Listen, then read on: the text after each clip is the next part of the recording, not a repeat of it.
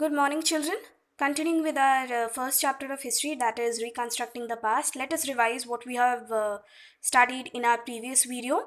तो सबसे पहले हमने कुछ और आर्कियोलॉजिकल सोर्सेज के बारे में पढ़ा था।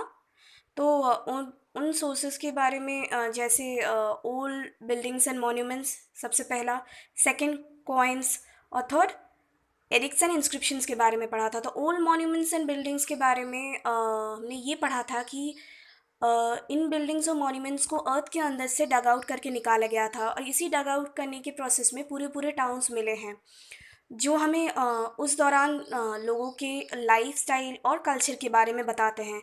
फिर कुछ एंशंट टेम्पल्स के द्वारा हमें उस दौरान लोगों के आर्किटेक्चरल स्किल्स के बारे में भी पता लगे हैं, जैसे कि भीतरगांव और देवघर टेम्पल्स के द्वारा।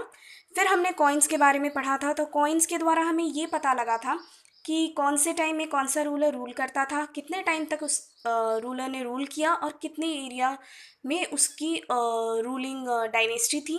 तो इस तरीके से हमें पता लगा है कॉइन्स के द्वारा। फिर हमने पढ़ा था एडिक्ट्स एंड इंस्क्रिप्शंस के बारे में।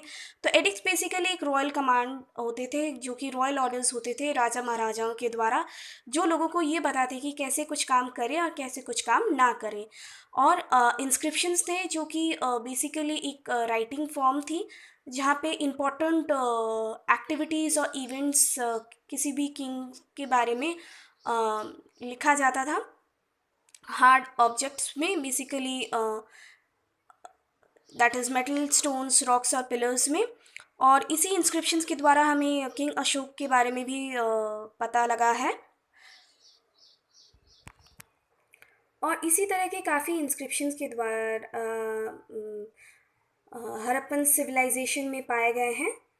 और ये सारे इंस्क्रिप्शंस जो हड़प्पन सिविलाइजेशन में पाए गए थे उनकी मीनिंग अभी तक ढूंढी नहीं जा सकी हैं।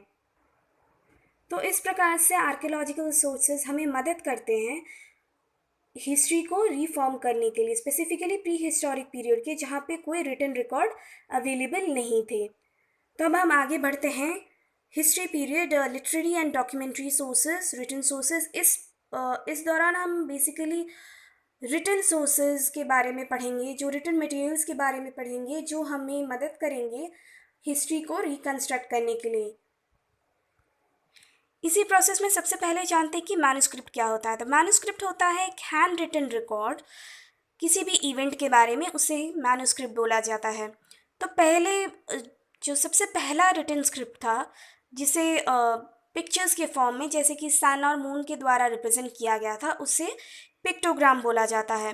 तो इस तरीके का फॉर्म सबसे पहले डेवलप्ड हुआ था मेसोपोटामिया में, जो कि मॉडर्न इराक में है। बिटवीन 3200 टू 2800 BC में इसे क्यूनिफॉर्म राइटिंग भी बोलते हैं। क्यूनिफॉर्म राइटिंग भी रिप्रेजेंट करते हैं राइटिंग को in the form of pictures. तो पहले के टाइम के जो लर्नेड पीपल थे, यानी जो लिटरेट लोग थे, वो स्टोन्स, क्ले टैबलेट्स या ड्राई लीव्स, जिसे भोजपत्र बोला जाता है, उनमें लिखा करते थे। तो जो रिटन रिकॉर्ड होती है एंशियंट इंडिया की, उन्हें हम इन कैटेगरीज में डिवाइड कर सकते हैं: religious and secular text, memoirs, chronicles, travelogues and accounts of foreigners. Religious, तो सबसे पहले शुरुआत करते हैं रिलीजियस एंड सेक्युलर टेक्स्ट की। रिलीजियस और सेक्युलर टेक्स्ट में जैसे कि 4 वेदास, नेमली ऋग्वेदा, सामवेदा, यजुर्वेदा एंड अथर्ववेदा और उपनिषद्स के द्वारा हमें एंशियंट हिस्ट्री ऑफ इंडिया के बारे में ज़्यादा से ज़्यादा जानकारी मिलती है और ये बहुत ही इंपॉर्टेंट रोल प्ले करते हैं हिस्ट्री को रिकंस्ट्रक्ट करने के। साथ ही साथ रामायण और महाभारत भी लेटर पार्ट ऑफ द वैदिक लाइफ के बारे में ज़्यादा से ज़्यादा जानकारी देते हैं कि उस टाइम के लोग किस तरीके के रिचुअल्स, कस्टम्स को फॉलो करते थे। जटाकास डिटेल्स में 3rd और 2nd सेंचुरी BC के टाइम के दौरान की पॉलिटिकल और इकोनॉमिक और सोशल कंडीशंस के बारे में बताते हैं। इसी कोर्स में हर्षचरिता, जो कि बेस्ड है हर्षवर्धन के लाइफ के ऊपर, पंचतंत्र, मनुस्मृति। तो ये भी कुछ और रिटन सोर्सेज हैं हिस्ट्री के जो बहुत ही इंपॉर्टेंट रोल प्ले करते हैं हिस्ट्री को रिकंस्ट्रक्ट करने के लिए। तो संगम लिटरेचर, जो कि लिखी हुई थी तमिल में, वो भी इक्वली इंपॉर्टेंट रोल प्ले करते हैं, जिसे स्ट्रांगली सपोर्ट किया गया था पांड्या रूलर्स ऑफ मदुरई के द्वारा। ये लिटरेचर हमें उस टाइम के दौरान हमें ये बताती है कि किस तरीके की लाइफ और सोशियो इकोनॉमिक कंडीशंस रही थी उस टाइम में। अब हम आगे बढ़ते हैं मेमोर्स में। मेमोर्स कुछ ऑथर्स के द्वारा लिखी गई थी कुछ रूलर्स के बारे में जिन्हें वो पर्सनली जानते थे। इसी कैटेगरी में हर्षचरिता जो कि बाणभट्टा के द्वारा लिखा गया था। बाणभट्टा हर्षवर्धन के कोर्ट पोएट थे, यानी कि उनके सभा के कवि थे। इसी कोर्स में बिल्हानाज, विक्रमादेवा चरित्र, चांद बरदाइज, पृथ्वीराज रासो, संध्याकार्ज रामचरित्र, इन सारे मेमोर्स को भी लिखा गया था, जो कि एक इम्पॉर्टेंट रिटन हिस्ट्री है पास्ट को रिकंस्ट्रक्ट करने के लिए।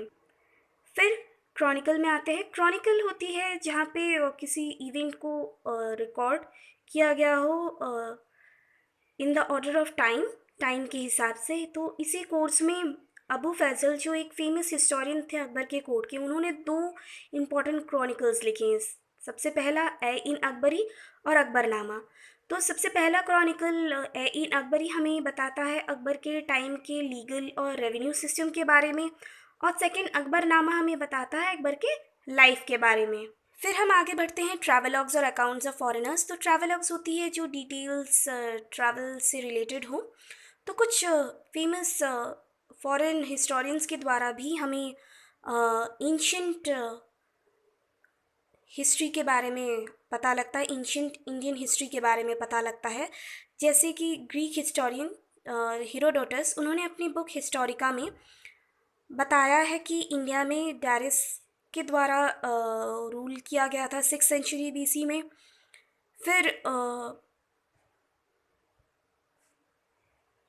फिर मेगास्थनीज जो ग्रीक एम्बेसडर थे चंद्रगुप्त मौर्य के कोर्ट में, उन्होंने अपनी फेमस बुक इंडिका में हमें डिटेल इन्फॉर्मेशन दी है कि Mauryan rule 4th century BC में किस तरीके से फंक्शन करते थे। फाइन जो चाइनीज़ हिस्टोरियन थे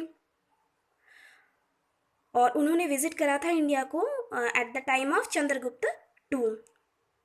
और एक चाइनीज़ स्कॉलर UN तसांग, उन्होंने नालंदा यूनिवर्सिटी में पढ़ाई करी थी और उन्होंने डिटेल्स बताया है हर्षवर्धन के रूल के टाइम के कि वहाँ पे किस तरीके के रिलीजियस और एडमिनिस्ट्रेशन सिस्टम फॉलो की जाती थी।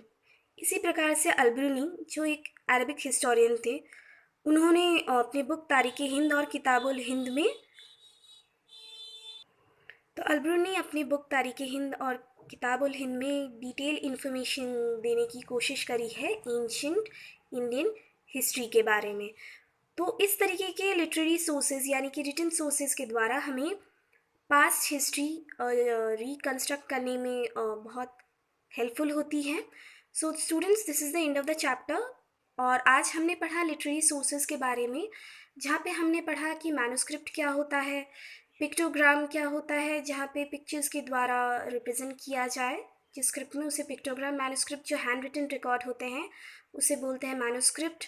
फिर हमने पढ़ा लिटरेरी सोर्सेज में पहले के टाइम में लोग ड्राई लीव्स में लिखा करते थे, स्टोन्स वगैरह में लिखा करते थे। फिर हमने पढ़ा कि रिलीजियस टेक्स्ट में रामायण, महाभारत, वेदास कितना इम्पोर्टेंट रोल प्ले करते हैं एंशियंट हिस्ट्री को रिकंस्ट्रक्ट करने में। फिर जटाकाज, पंचतंत्र, संगम लिटरेचर इसी प्रोसेस में कितना इम्पोर्टेंट रोल प्ले करते हैं पास्ट को रिकंस्ट्रक्ट करने के लिए। मेमोज, क्रॉनिकल्स, फिर फॉरेन हिस्टोरियंस के द्वारा भी हमें जानकारी मिली है एंशियंट हिस्ट्री के बारे में। So students, this is the end of the chapter. Please go through the topics properly and try to understand whatever I have taught you. Thank you.